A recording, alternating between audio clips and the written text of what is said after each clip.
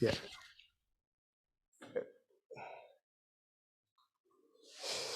Okay, perfect. Thank you very much, Claire. Just to say also that the meditation morning is going to be a hybrid event, and the men's gathering is in person.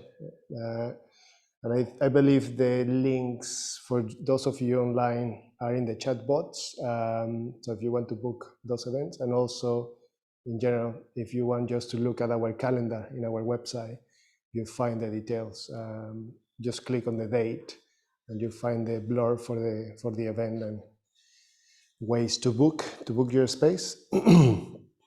And the men's gathering in particular, which I'm kind of organizing, is open to all who identify as male in the East Midlands.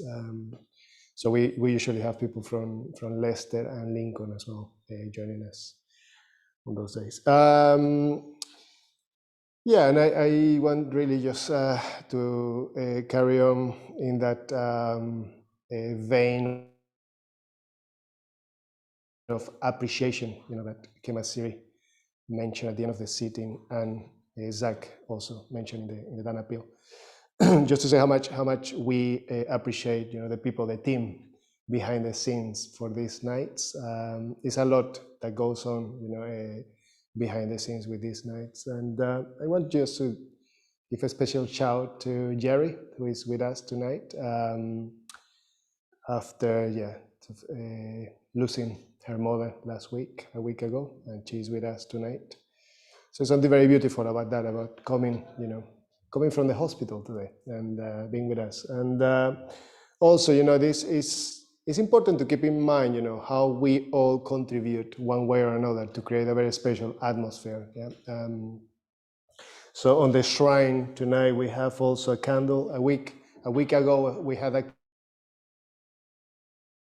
candle to honor the memory of Jerry's mother, and tonight we have a candle honoring the memory of another good friend from our Sangha, Jane, whose father died last Saturday. So Jane asked me to mention him by name. His name was Brian. He was ill for a long time, and I really like what Jane wrote about him, so I'm just going to read what she wrote. He was a kind and gentle soul, and Jane hopes for good things for him in his transformation. So that's good. So who remembers what we were talking about last week? Zach. It's like Hermione in Harry Potter's.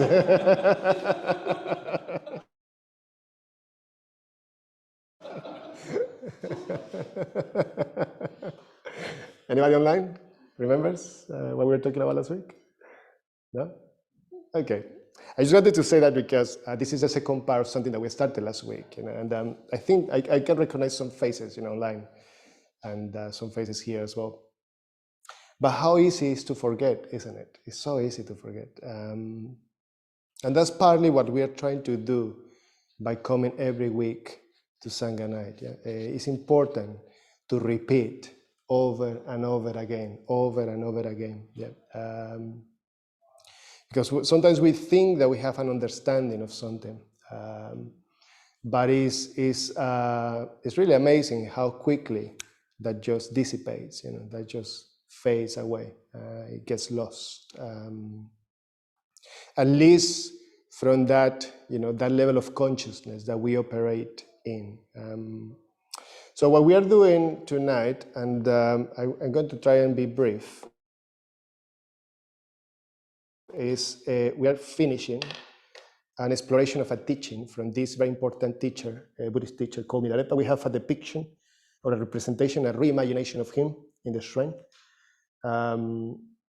That's sort of a bluish, greenish figure there. A Tibetan yogi in the sort of middle ages, 1100s in Tibet.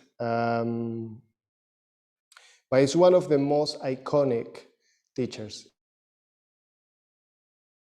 in the Buddhist tradition, and it's a figure that inspires lots of practitioners throughout the world. It's very, very popular in Buddhist circles. And what we've been exploring is this encounter between him and a young shepherd, yeah, 16 years old boy, a very perspicacious boy. You know, he's very ready to engage with an exploration of his experience.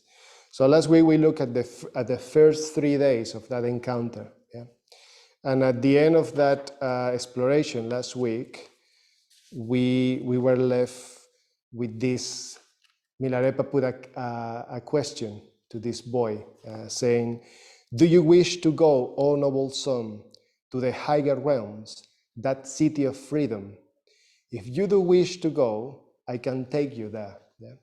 So he proposes something and then offers, yeah, the possibility of guiding him there. And that's the title of tonight, as Kemasiri was reminding us earlier on, the city of freedom. Yeah? It's a very beautiful image, isn't it? The city of freedom. It reminds me of utopia. So these places that have been imagined, you know, throughout the centuries, where human life is just better.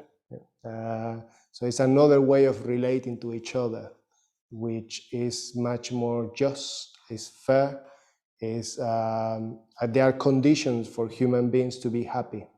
And that's a very important myth within the Buddhist tradition. Yeah. The way we refer to that is in terms of a Buddha field, yeah, or Buddha land. And that's a very important thing as well, you know, much in the same spirit of what we create together. Sangha, the founder of Triratna, he says that what makes really a Sangha is people. We can have buildings, you know, we can have big buildings, but if we don't have people coming to these events, we have nothing. There is no Sangha. Sangha is just a structure. Yeah. So the building is very important. You know, this building has been going on for 26 years. We're going to be celebrating the 26th anniversary of the Nottingham Buddhist Center in May. But if you weren't coming to this event in person or online, there wouldn't be a Nottingham Buddhist Center. There wouldn't be a Triratna Sangha in Nottingham. Yeah? So it's very important to remember that, you know, that we are creating something that is bigger than us individually. Yeah? That what we do with our lives individually. So these moments are very precious, and these encounters are very precious. Yeah? So I want to go a bit deeper tonight in exploring that, and I hope we can have time later on to do that exploration a bit more personal in groups. But then, you know, this young shepherd replies, "Oh yes, you must. Please accept me." He wants to be a disciple of Milarepa. And what Milarepa does next is gave him the transmission for refuge. Yeah? So he teaches him how to go for refuge. And it's interesting because just before this, we were talking, or we were looking at this young shepherd having very deep experiences in his meditation practice. Yeah? So going really exploring the nature of mind, yeah? That's the theme, that's the topic that we're trying to go deeper with. And but Milarepa is taking him to something a bit more fundamental, yeah? The foundations of this. And he proposes, after giving him the refuges, he proposes to this shepherd another question. Yeah? So each encounter has ended with Milarepa asking a question to this shepherd. And Milarepa says, "From this evening on, do not break your refuge vows. Now go tonight and investigate. Are you who go for refuge, body or mind? Yeah?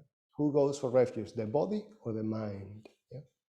Then come back tomorrow morning with your answer." And this is a very keen disciple, yeah, as I say, very perspicacious, very, very ready to engage. Yeah? And he does that. Yeah. So he comes the next day. It's a very long reply. I'm not going to read it because it's a very long reply, but in the emails that you receive, there is a copy of this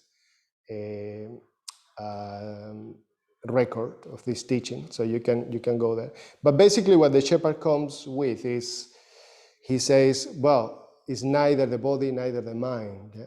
Because his experience is always changing, it's always different. Yeah? So who goes for refuge? Who is that who goes for refuge? If every moment, if you look very deeply into your experience, every moment is really different. You are, in a way, you are a different being. The Buddha also asked a similar question in a different fashion, but a similar question to his disciples in his own lifetime. He asked his disciples, how long is the length, the span of a human life? So the disciples say different things, like some say 20 years, 10 years, 5 years. And the Buddha each time say no, no, no. And at the end, the Buddha replies his own question saying, it's the length of a breath. Yeah? Breathing in and breathing out. Yeah? That's the length of a human life. Yeah? So those are the moments of consciousness that made up our human life. So every moment of consciousness, in a way, is an opportunity to go for refuge. Yeah? And that's an interesting thing. Yeah? I would like you to explore this in the groups later on. Yeah? Every moment of consciousness is an opportunity to go for refuge. Yeah? So you can do like me or Kemasir, you can get ordained within Triratna, and you receive a kesa like this that represents that you are a member of the Triratna Buddhist order. You can do like some friends, many friends here tonight are mitras, so they have taken publicly 5 precepts, in front of a shrine. I think everybody here has done in front of this shrine, isn't it? All of you have done it in front of this shrine, yeah.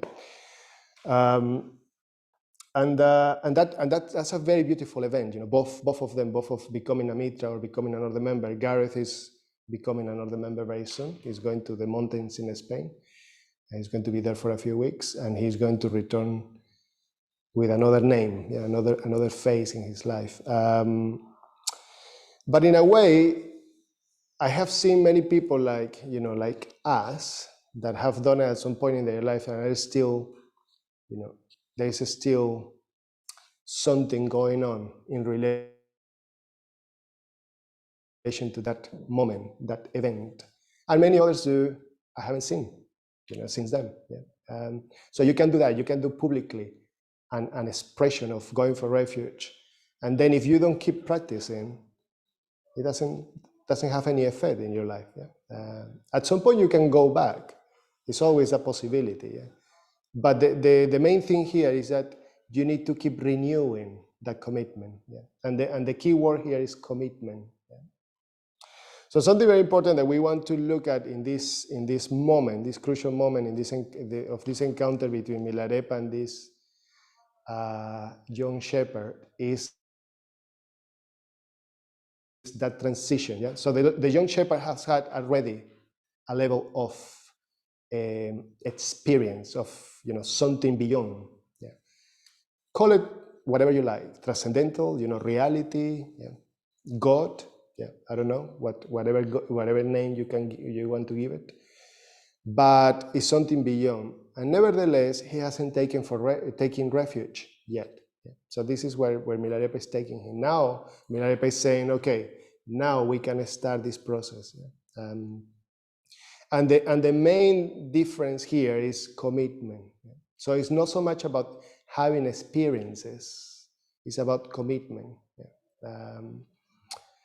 So all of you, I believe this very strongly, to all the people that come to the Buddhist Center, all the people that come to our introductory courses, you have had some sort of experience of the transcendental, of something beyond, yeah? A glimpse, of something. Yeah? It might be, a very difficult situation in your life, a lot of suffering related with other people in your life, a lot of probably mental, psychological suffering in your lives. And if you recall from your introductory course, we were exploring the characteristics of conditioned existence. And one of them is dukkha, is suffering. So if you have an experience of suffering and you are able to see that, you're able to see that, okay, this is something that is happening in my life, but there might be something beyond. Yeah. So that's precious. We need to cherish dukkha in our lives, because dukkha can be a fuel to transform. So when the boy comes back to Milarepa and says, well, this is what I have found out, that my experience is changing all the time. Even when I imagine if I died, my corpse will be just a number of parts together. Yeah, my corpse couldn't go for refuge. My body on its own cannot go for refuge. Yeah? And Milarepa is very happy to hear this. Yeah? And he sings a very beautiful song, a very long song as well. And what Milarepa is stressing here is the consciousness clinging to self-identity, yeah? To a sense of being somebody. And that's what we do. Yeah? So we, rather than noticing that each breath, each moment of consciousness is an opportunity to go for refuge, what we do is that we normalize that. Yeah? We take it for granted, as Zach says. Yeah? So we become so accustomed a certain things that repeat constantly in our experience that we think that that's permanent. Yeah? But it's just an illusion. It's just an illusion. Yeah? If we look closely, we're going to understand that it's all the time changing. Yeah? Every moment is changing. Yeah? So, just going to go to the last bit of this song.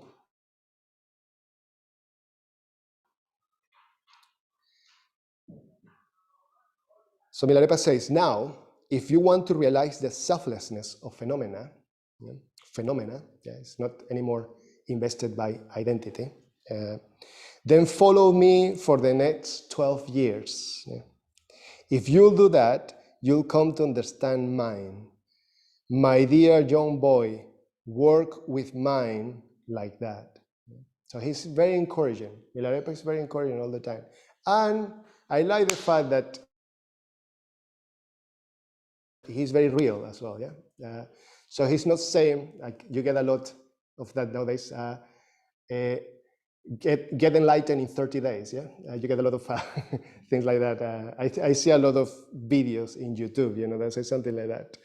How to make a major change in your life in 30 days. Yeah. Or how to make a major change in your life in 7 days or whatever. Yeah. A very, very short span of time, and that's another phenomenon, isn't it? In our society, in our civilization, even we that are so exposed to media, we are so exposed to input. Yeah? Our attention span is every time. I was going to say, but it doesn't make sense. It's more and more shorter. Yeah. So we get bored very quickly. Yeah? We need constant stimulation. And it's not that that's bad in itself. Yeah? Change is very important as well. Yeah? So that's another characteristic of reality. Anicca, change. Yeah? So if we bring change with a motivation, with a volition, the right volition, that can be very helpful, very supportive. Yeah? A very simple example is a shrine. Yeah? So the shrine here, we keep changing the shrine. We keep evoking different figures, evoking different themes, yeah? Colors, forms. Yeah? And that is Claire is very good at keeping the flowers fresh. Yeah? So it's something there about keeping something alive in that way. Yeah? So we don't get used to the shrine being in a particular way or particular form. Yeah? So change in that way can be very good. We can befriend change in our life. We can be very welcoming of the seasons, the changes of the seasons. So think about that as well. What is your relationship with change? But I suppose here what we need to explore a bit more deeply in the groups is these two elements of commitment and change, how we work with them. So Sankarachita talk of something very important. That was the reading that we had at the beginning of the evening, that of the difference between the path of irregular steps and the path of regular steps. So basically what Milarepa is saying to this young shepherd now is, I'm going to take you onto the path of regular steps. So we start with going for refuge, and now I'm going to give you some instructions, and you're going to stick with me for the next 12 years. But in the path of irregular steps, what we do is that we try something out, and if it doesn't quite work the way we expected, we just change it for something else. There is not enough commitment. There is not enough commitment to keep things going for enough time as to see proper results. So the faith is not quite mature yet. We just jump from one thing to another. Nowadays with internet, it's very easy to do that. So much offer, so many teachers online, so many people giving very interesting talks, having very interesting opinions and very interesting viewpoints on things. We have the magic of being able to connect online. With some of you are connected online tonight, but it's very easy also to just click end of the leave the meeting button, and just go and do something else if you feel that you are not engaged enough. So in a way, having to bring your body to the shrine, like you are, those of you here tonight, means like you are at another level of commitment. So it's not so easy to leave the shrine. You need to make a lot of fuss in order to leave the shrine. It's not as easy as clicking the button of leave the meeting.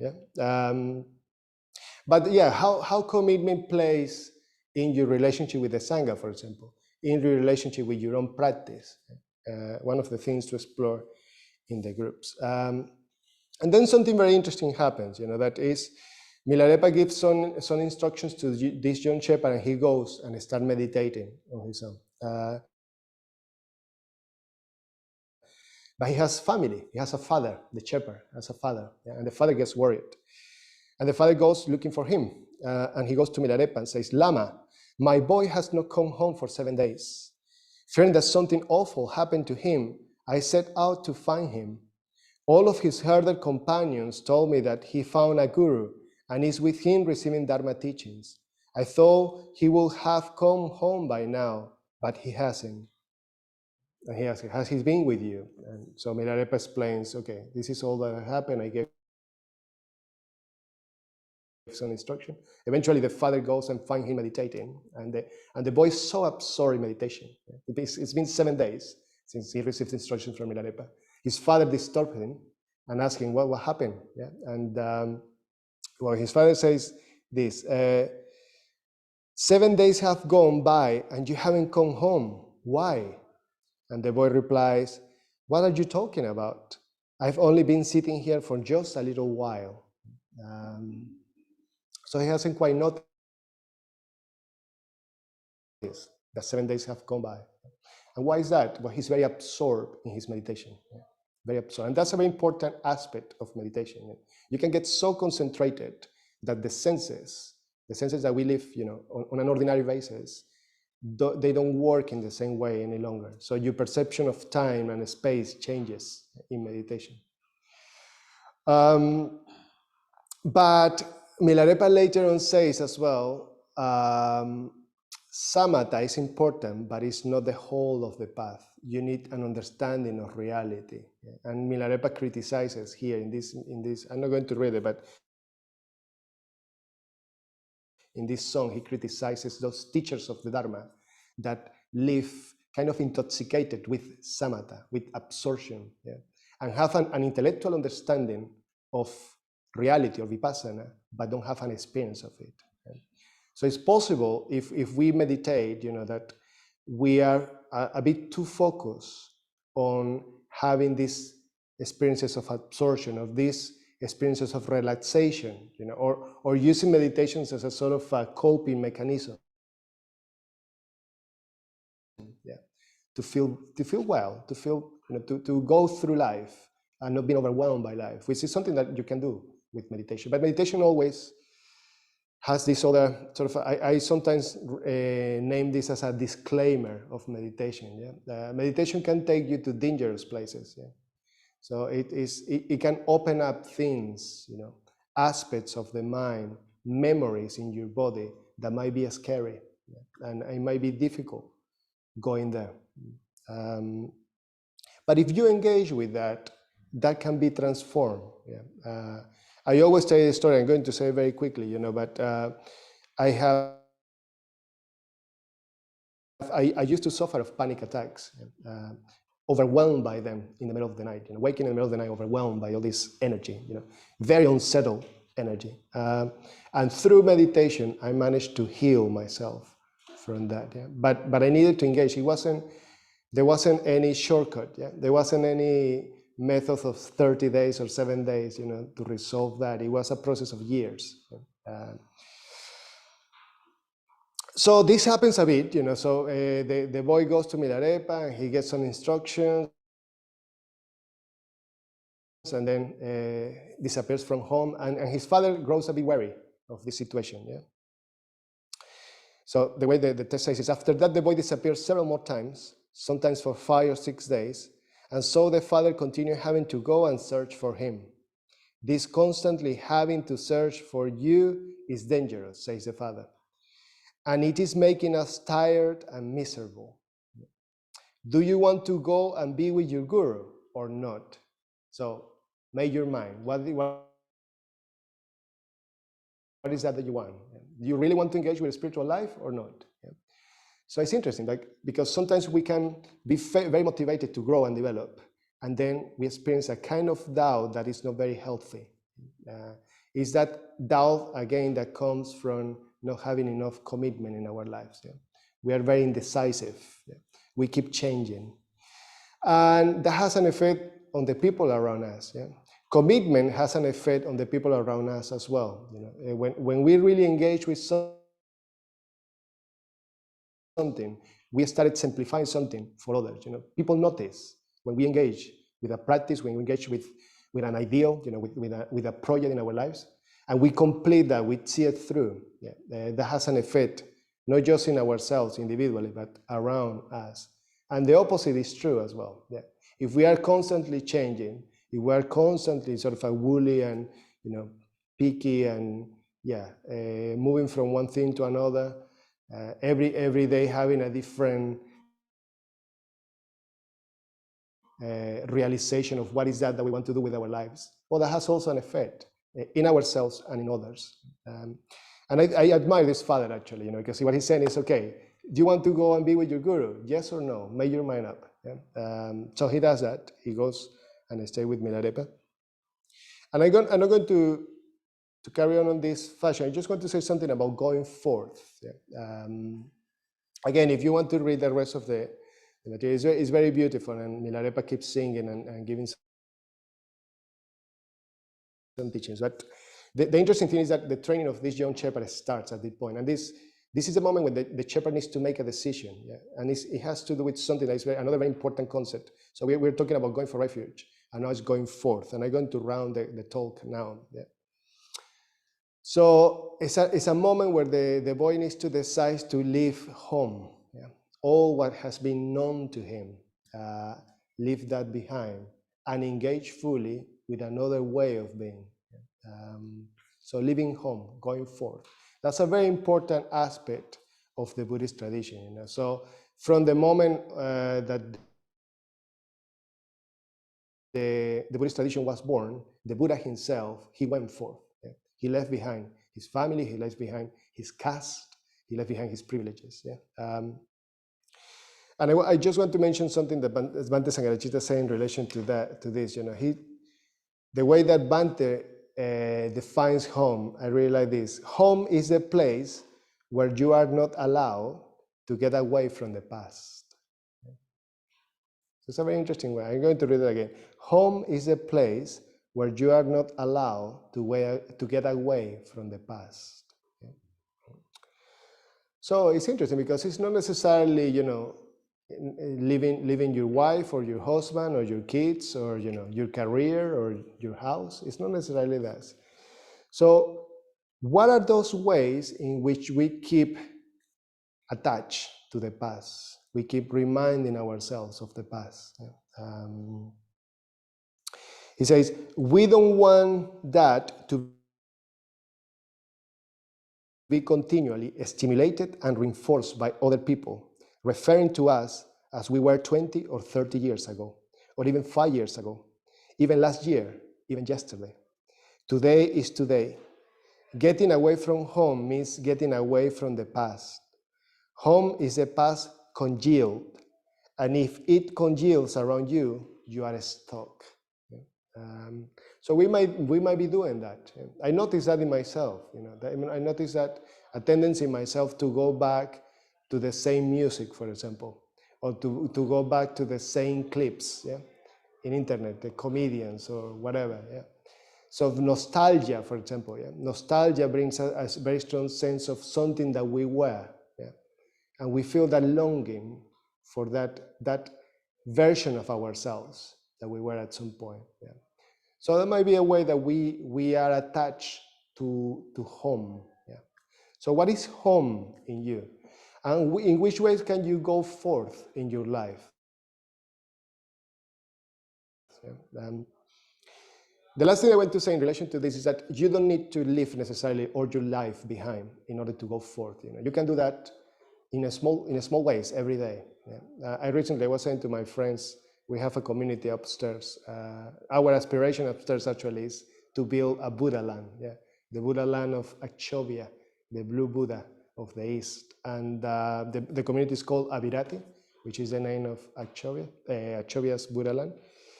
And we were talking about, I don't remember what we were talking about. Something came in relation to leaving behind. And I mentioned that I stopped using Facebook in January. I've been using Facebook for many years to keep in communication with my family in Venezuela mostly. But in a way that way of being stopped having sense for me. It doesn't have sense any longer. So in which ways you can do that? I'm just going to refer to something that we do here. You probably remember this in the introductory courses. If you have done introductory courses with us in recent years, usually in the first week we suggest something that we call experimenting with simplifying. It has 3 areas: reduce input, cultivate discipline, and do the things that you've been putting off. And they're sort of very concrete ways in which you can go forth. It might be that you decide to go forth by getting off your gadgets in a certain hour during the day, so that helps you to sleep better, for example. Helps you to bring a bit more contentment in your life. A very good way of going forth in the context of the Sangha is going on retreat. And I want to plug here the Sangha weekend retreat that we are doing in Lockerbrook at the end of April. We're going to have 3 nights in the Peak District, and we are going to be exploring a very important teaching called the art of reflection. So we are going to be looking at how to reflect better, how to improve our way of being in relation with reality. Maybe even going deeper with those glimpses of reality that you have had so far. Okay, I'm going to finish that. We can have a couple of minutes. If there are any questions or comments, just before we go into the groups, I would be happy to take those before we go. Anybody online or anybody here in the room?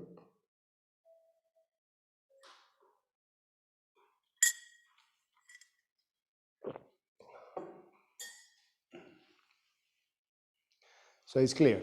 Just to remind you the things that I would like you to look at in the groups. So look at the area of commitment. Commitment, how is that expressed in your life? Maybe commitment in relation to going for refuge. Do you find that going for refuge is something that is appealing to you, something that you do in your lives or not? In terms of commitment, moving from commitment to that other area of going forth. So how can you go forth in your life? Concrete ways of going forth. And maybe reflecting about this idea of home. What is home for you? What are those ways in which you don't allow yourself to move away from the past, to move on from the past? Okay, so shall we go into groups then?